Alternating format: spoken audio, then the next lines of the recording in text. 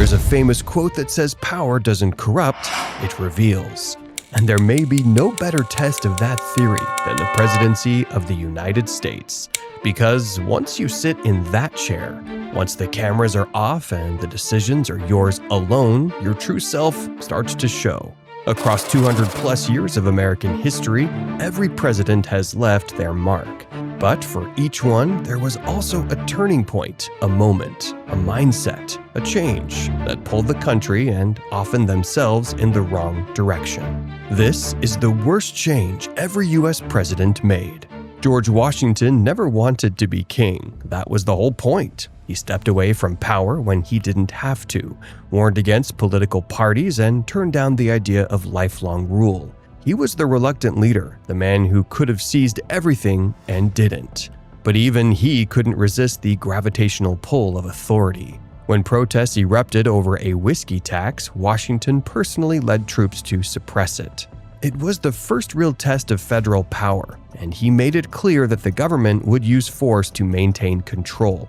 It worked, but it also sent a message. The presidency wasn't just symbolic, it had muscle. Washington may have walked away from the throne, but he still built the pedestal, and the next man to take the job stood on it and used that height to look down on dissent. John Adams helped light the fire of independence. He defended liberty, wrote the laws, and built the case for revolution. But when that revolution finally gave way to a functioning democracy, Adams didn't trust it. Faced with political rivals and press criticism, he cracked down hard, signing the Alien and Sedition Acts, which jailed journalists and gave the government power to silence opposition. The man who once defended free speech in the courtroom now tried to bury it from the White House. Adams didn't change because he lost his values. He changed because he feared losing control. And in trying to protect the Republic, he nearly strangled it. But while Adams clamped down on freedom, his successor did the opposite. He opened the floodgates and watched his own principles wash away in the process. Thomas Jefferson was the anti-Adams. He ran on the promise of shrinking the federal government, protecting states' rights, and strictly following the Constitution. Then he bought half a continent. The Louisiana Purchase doubled the size of the U.S., and it wasn't even technically legal under Jefferson's own interpretation of presidential power. He did it anyway. Why? Because he wanted it.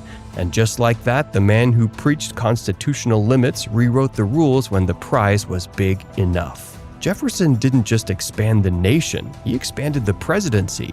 And the consequences of that decision? They landed squarely in the lap of the man who followed him. James Madison literally helped design the Constitution. Checks, balances, structure, that was his blueprint.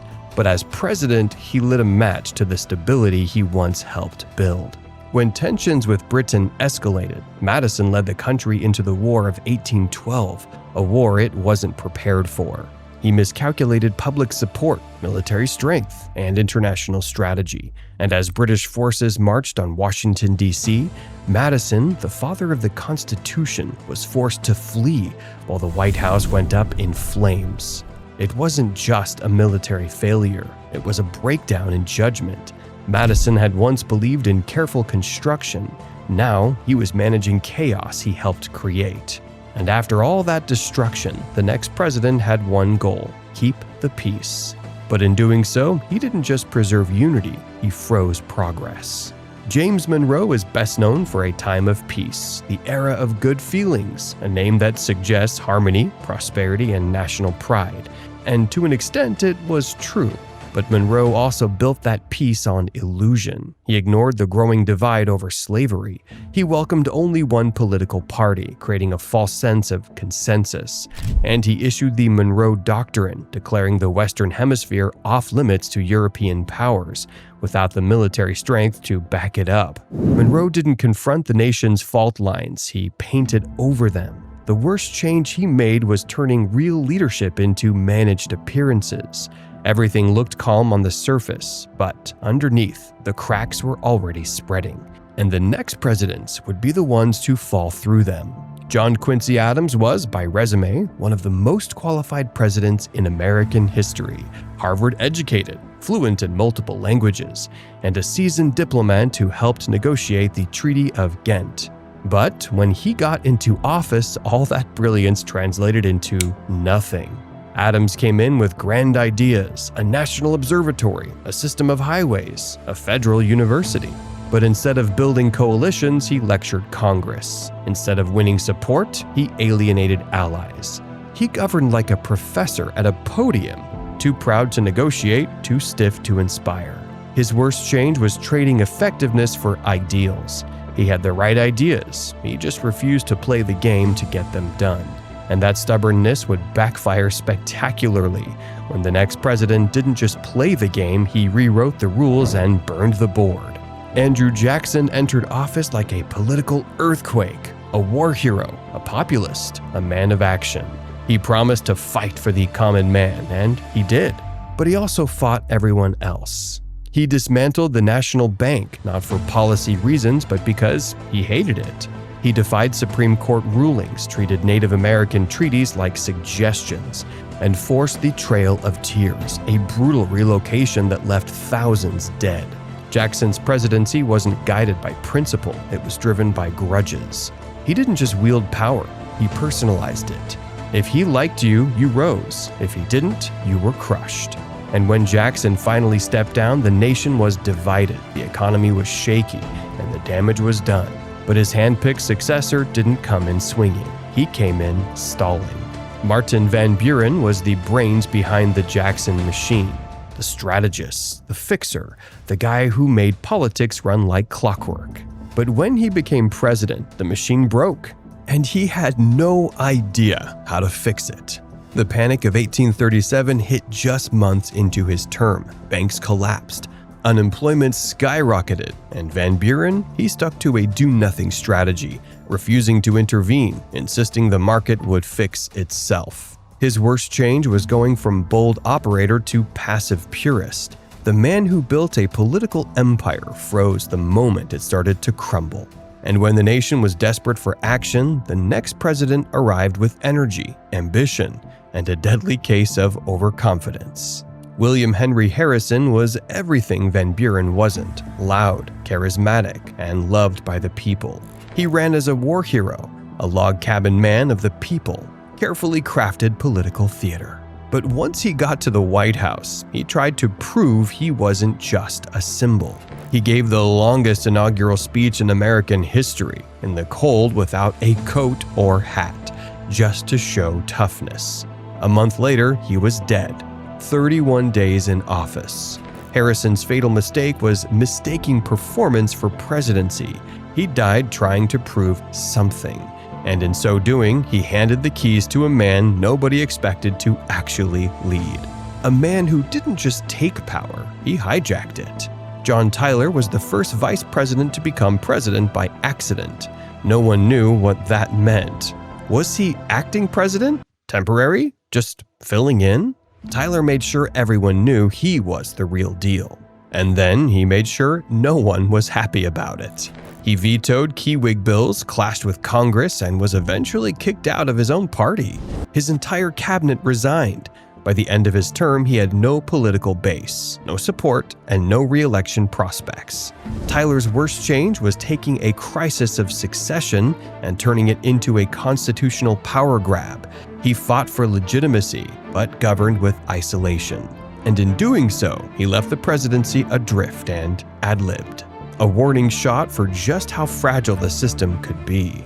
James K. Polk came into office as a dark horse, unexpected, underestimated, and laser-focused on results.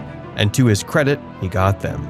He fulfilled every one of his major campaign promises, secured Oregon, slashed tariffs, created a national treasury, and most notably, expanded America's borders through war with Mexico. But somewhere in the middle of that success, ambition became obsession. Polk didn't just expand the country, he overextended it. The Mexican-American War may have added massive territory, but it also reignited the slavery debate, inflamed sectional tensions, and set the stage for a national fracture. He got everything he wanted, and in doing so handed the country a ticking time bomb. Polk ended his presidency exhausted, and so was the nation. And his successor, he didn't have a political agenda or a long-term plan.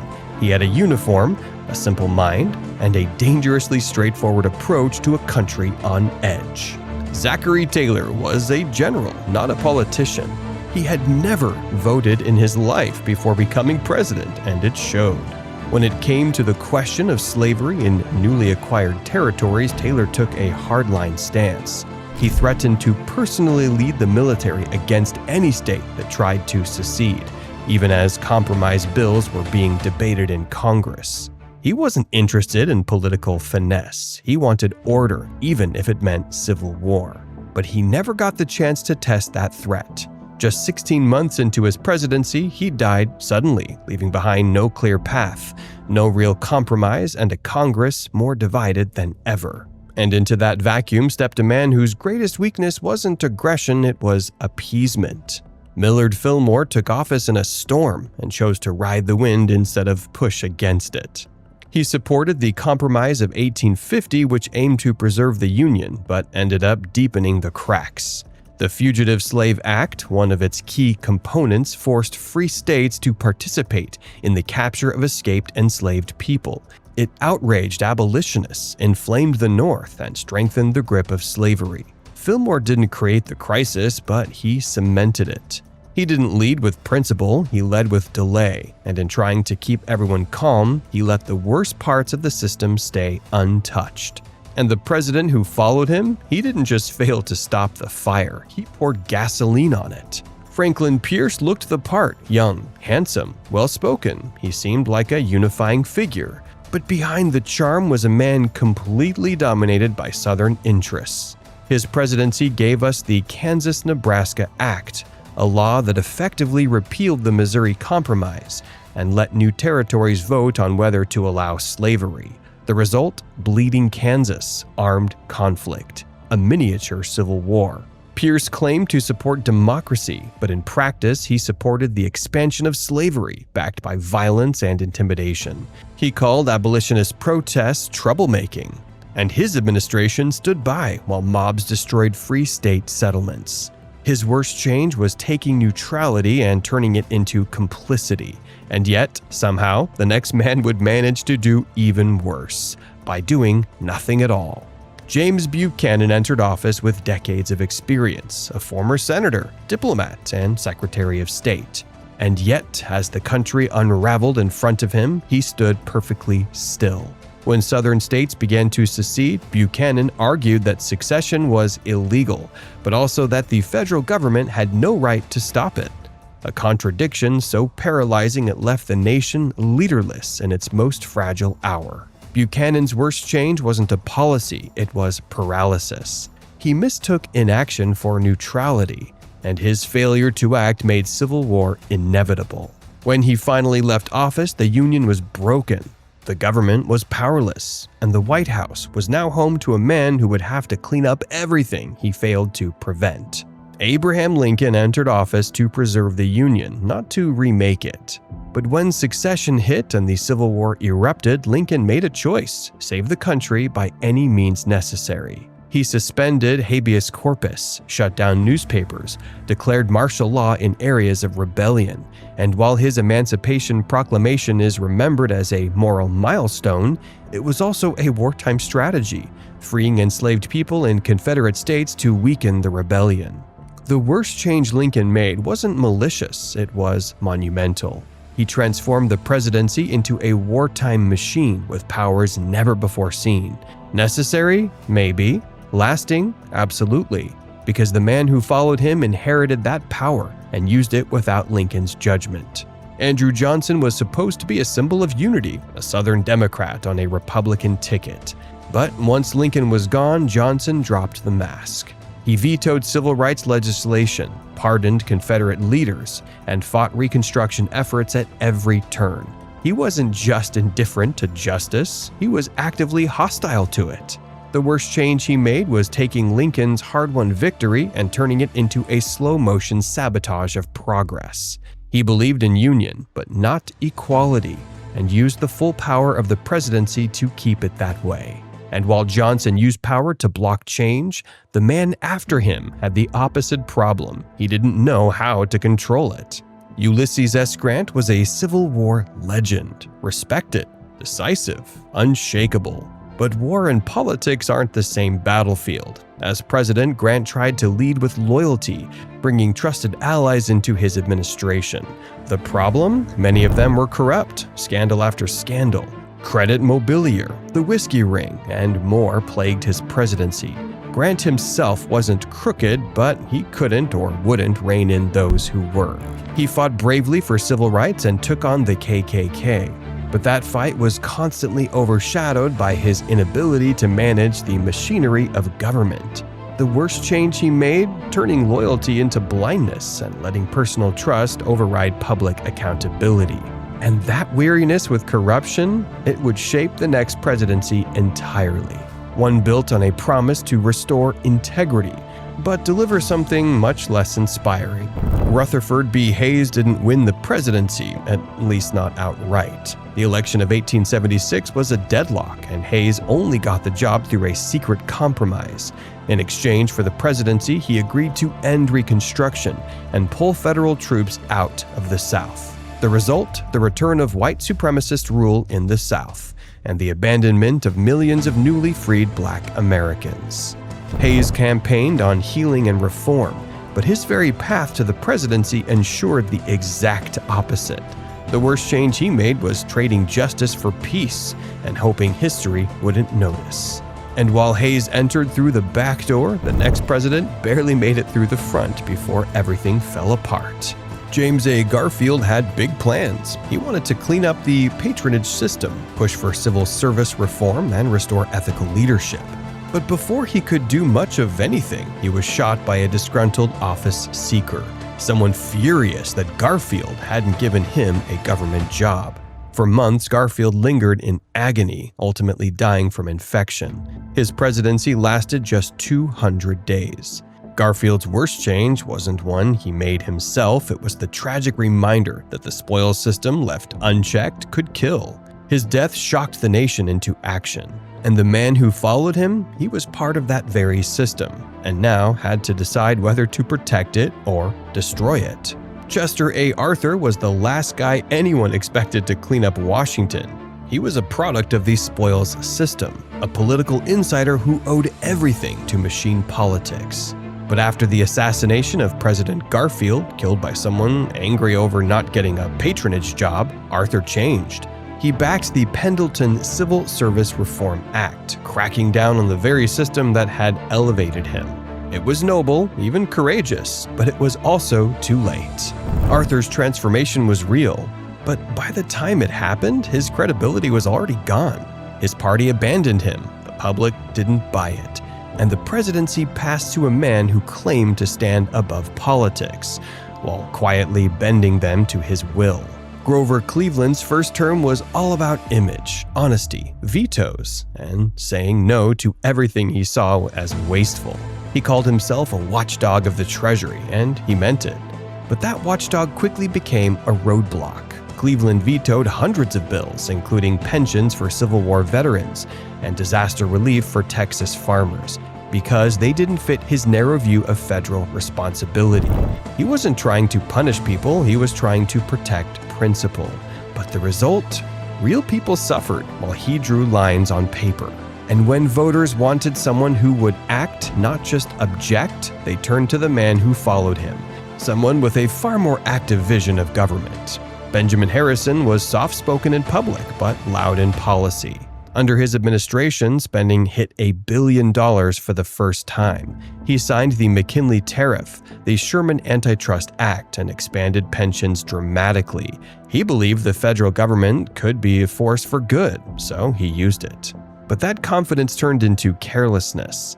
The McKinley Tariff was so high it caused prices to soar. The surplus vanished. Voters saw the spike in spending as reckless, not responsible. The worst change Harrison made was turning efficiency into excess. And when voters had to choose between action and restraint, they brought back the guy who had mastered saying no.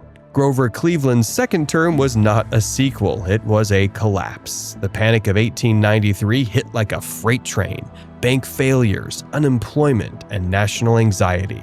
But Cleveland, sticking to his old-school economic views, refused to intervene. He opposed helping struggling workers, opposed currency expansion, opposed just about everything. He wasn't a guardian anymore. He was a statue, unmoving while the storm hit. And the country, desperate for leadership, turned next to a man who didn't just want to restore confidence. He wanted to build an empire. William McKinley started small, low drama, measured, presidential in the traditional sense. Then came the Spanish-American War. Under McKinley, the U.S. annexed Hawaii, took Puerto Rico, occupied Cuba, and seized control of the Philippines. In just a few short years, the U.S. went from an isolationist republic to a rising global power. McKinley's worst change wasn't a misstep, it was a pivot in philosophy. He took a country that had long feared empire and built one anyway. The people loved the victory, the map got bigger, but so did the consequences. And the next man in office, he would fully embrace that expansion and turn the presidency into a global, larger-than-life spectacle. Theodore Roosevelt didn't just take the presidency, he redefined it. He turned the White House into a stage, the press into a megaphone, and the executive branch into a bully pulpit.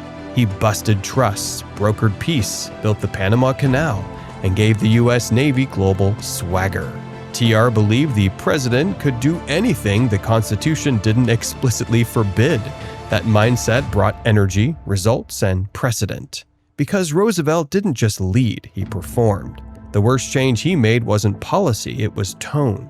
He made the presidency bigger, louder, and more personal.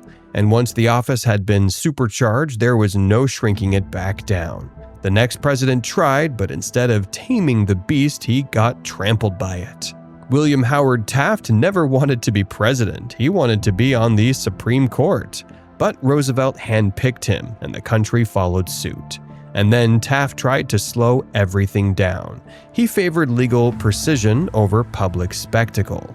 He avoided conflict. He reversed some of TR's boldest policies, not out of malice, but out of method. He thought the law should speak louder than charisma. But the people didn't want a careful bureaucrat, they wanted a bold leader. And Taft's attempt to return the presidency to its quieter roots only made him look weak. That divide led to a political rupture and an election so chaotic the next man didn't just win the White House, he saw it as a mandate to reshape the entire world. Woodrow Wilson was an academic, a reformer, and a man who believed ideas could change the world. At home, he pushed for banking reform, labor protections, and antitrust laws. Abroad, he led America into World War I, then crafted the League of Nations, his vision for lasting global peace. But Wilson's worst change wasn't his ambition, it was his rigidity. When the war ended and he needed the Senate's support for the League, he refused to compromise. He went on a nationwide tour to convince the people, then collapsed from a stroke and kept governing in secret. For months, the country was led by a barely conscious president and a first lady acting as gatekeeper. Wilson turned idealism into arrogance and left behind both a broken body and a broken political order. And in that post-war confusion, the country craved something totally different, a return to calm. What they got was silence. Warren G. Harding promised a return to normalcy, and at first he delivered it. He delegated. He stayed out of the spotlight. He let the country exhale after Wilson's exhausting vision. But he delegated too much, especially to his corrupt friends.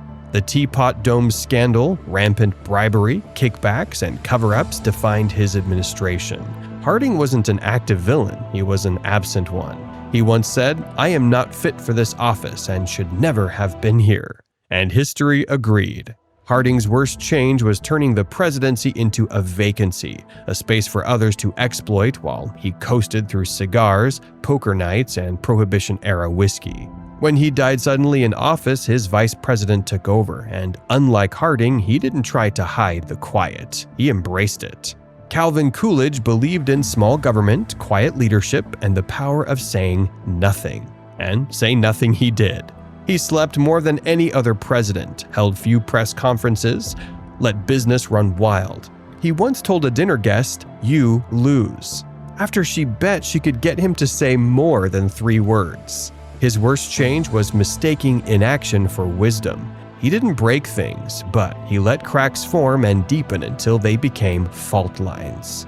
And just 2 years after he left office, those cracks would become a catastrophe, one that his successor would never recover from. Herbert Hoover was supposed to be the perfect president for his time, a self-made millionaire, global humanitarian, and the man who fed Europe after World War I. But when the Great Depression hit, all that brilliance buckled. Hoover believed in voluntary cooperation, not federal intervention. He thought the economy would correct itself if everyone just stayed calm. He rejected direct aid to individuals, fearing it would create dependence. And as banks failed, lines grew and Americans lost everything. Hoover stayed the course, watching the country collapse while clinging to outdated ideas. The worst change he made was from engineer to ideologue. He stopped adapting, and the nation paid the price. So, when the next president came in, he wasn't just a leader, he was a lifeline. And he didn't just change the system, he rebuilt it. Franklin D. Roosevelt took office in the eye of a storm and brought the full force of government with him. He launched the New Deal, reshaped the economy, put millions to work, regulated banks, created Social Security, and redefined the relationship between citizens and the state. Then came World War II, and FDR expanded presidential power even further. Internment camps, price controls, a third and even fourth term in office, the presidency became a platform of unprecedented reach. The worst change Roosevelt made wasn't in what he did, it was in what he normalized. For the first time, the president wasn't just head of state, he was the center of the universe. And when he died in office, his successor inherited not just a war, but an office that now felt unstoppable. Harry Truman was no Roosevelt. He was plain-spoken, unpolished, and untested. And yet, he dropped the atomic bomb twice. He launched the Marshall Plan, recognized Israel, desegregated the military, and sent troops into Korea without a declaration of war. The worst change he made was turning emergency action into standard operating procedure. War powers, executive orders, foreign policy by fiat, Truman made the presidency more nimble, but also less accountable. And in the Cold War world that followed, that shift only intensified, especially under a general who knew how to manage a battlefield and ran the White House like one. Dwight D. Eisenhower brought order, stability, and calm to a country buzzing with Cold War tension. He built the interstate highway system, kept the peace abroad, and managed a booming economy at home. But Ike's leadership style wasn't fiery, it was detached. He delegated, operated behind the scenes, and treated the government like a well-run machine. That style worked for a while. But as civil rights protests erupted and Cold War tensions flared, Eisenhower's caution turned into complacency. He failed to take a clear stand on racial justice. He warned about the military-industrial complex in his farewell speech, but helped build it during his presidency. Eisenhower's worst change was mistaking stability for satisfaction, and in doing so, he passed the torch to a president who couldn't afford to be cautious, because the next man had just 1,000 days and a world watching. John F. Kennedy brought youth, energy, and charisma to the Oval Office. He inspired a generation, stared down the Soviets in the Cuban Missile Crisis, and launched the vision for putting a man on the moon. But beneath the speeches and style, JFK governed on impulse. He surrounded himself with hawkish advisors. He authorized the Bay of Pigs invasion without fully vetting it. He escalated involvement in Vietnam, approved secret operations through the CIA, and lived a private life of risk and recklessness. Kennedy's worst change was turning the presidency into an instrument of instinct, where charm masked chaos and image hid indecision. He made the office magnetic, he made it glamorous, but he also made it fragile. And when his life was cut short, the nation didn't just lose a leader, it lost its balance, launched the Great Society. In a few short years, he reshaped the country more than most presidents do in a lifetime. But that same intensity, the relentless deal-making, the steamrolling, the obsession with control, led him straight into the disaster of Vietnam. LBJ escalated the war without fully explaining it to the public. He ignored dissenting voices. He manipulated intelligence and silenced critics. He didn't just fight a war overseas, he fought to preserve his image at home. The worst change he made was letting success fuel hubris. He built a legacy and then buried it in a quagmire. And when he walked away, the man who took over didn't just inherit a war, he inherited paranoia. Richard Nixon was brilliant, calculated, strategic. He opened China, launched detente with the Soviets, and ended the draft. But beneath the policy winds was a man consumed by enemies, real and imagined. He wiretapped journalists, built an enemies list, and surrounded himself with loyalists willing to bend the rules. Watergate wasn't just a scandal, it was the natural result of a presidency built on secrecy, vengeance, and control. Nixon's worst change wasn't what he did to policy, it was what he did to trust. He took the country's highest office and used it like a weapon. And when he resigned in disgrace, the system was still standing, but barely. The man who followed him didn't want power, he just wanted to stabilize. Gerald Ford came in with one job: heal the country, steady the ship, be boring on purpose. And at first, he did, but then came the pardon. Just 1 month after Nixon resigned, Ford issued a full pardon, sparking outrage and suspicion. Whether it was a backroom deal or a genuine act of mercy, the damage was done. Ford never recovered politically. The economy faltered, inflation soared, and his brief presidency became defined by that one early decision. The worst change he made was turning reconciliation into reluctance. He tried to move forward but left the country looking backward. And the man who replaced him, he didn't just look forward, he leapt and missed. Jimmy Carter ran as a fresh face, a peanut farmer, a truth teller. He promised honesty after Watergate and delivered it. But honesty isn't enough. Carter micromanaged policy, alienated Congress, and struggled to rally the country through an energy crisis, inflation, and the Iran hostage crisis. He gave a speech blaming the public for a crisis of confidence and lost them completely. Carter's worst change was turning integrity into isolation. He meant well, worked hard, but couldn't navigate the machinery of Washington. And when the moment demanded inspiration, all he had was information.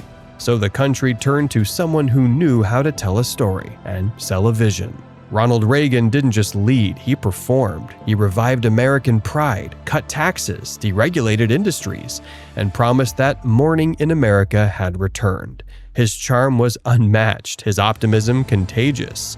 But behind the curtain, debt exploded. Inequality widened, and secret arms deals like the Iran-Contra affair undermined his promise of transparency. Reagan's worst change was turning politics into a narrative, where style outshined substance, and optics became policy. He sold a dream, but not everyone got to live in it. And after 8 years of sunshine speeches and conservative revolution, the next president would inherit the hangover. George H.W. Bush was the definition of experienced. Former CIA director, UN ambassador, vice president. He led the nation through the end of the Cold War and executed the Gulf War with precision and restraint. He promised, "Read my lips, no new taxes." Then he raised taxes. Bush's worst change wasn't one of values, it was one of trust. He governed responsibly, but at the cost of his word. And when voters had to choose, they didn't just reject him, they looked for someone with charisma, energy, and a new kind of scandal. Bill Clinton was a master communicator. He presided over a booming economy, balanced the budget, and redefined the Democratic Party. But he also couldn't stay out of his own way. The Monica Lewinsky scandal, the impeachment, the endless parade of investigations. Clinton's personal impulses constantly collided with his political talent. He didn't just invite controversy, he generated it. The worst change Clinton made was letting his presidency become entangled in himself. He governed well, but lived recklessly. And while he survived the scandals, he set a new bar for public cynicism and political theater. And when America wanted a change, they got one, but it came at a cost no one was prepared for. George W. Bush entered office through a disputed election, but after 9/11, he became a unifying figure. For a moment, the country stood behind him. Then came Iraq. Driven by bad intelligence and worse judgment, Bush launched a war in search of weapons that didn't exist. The result? Thousands dead, trillions spent, and long-term chaos in the Middle East. His worst change was from steady leader to reactionary crusader. He let fear drive policy and turn post-9/11 unity into years of division, distrust, and war fatigue. The next president ran on hope, and for a while it worked, until it didn't. Barack Obama inspired millions. His election was historic. His message was magnetic. He passed the Affordable Care Act, managed the fallout of the Great Recession, and gave the country a much-needed sense of optimism. But Obama's presidency also marked the beginning of full-blown gridlock. Despite early momentum, his second term was plagued by stonewalling, executive orders, and legislative standstills. His promises of unity clashed with a political system that refused to budge.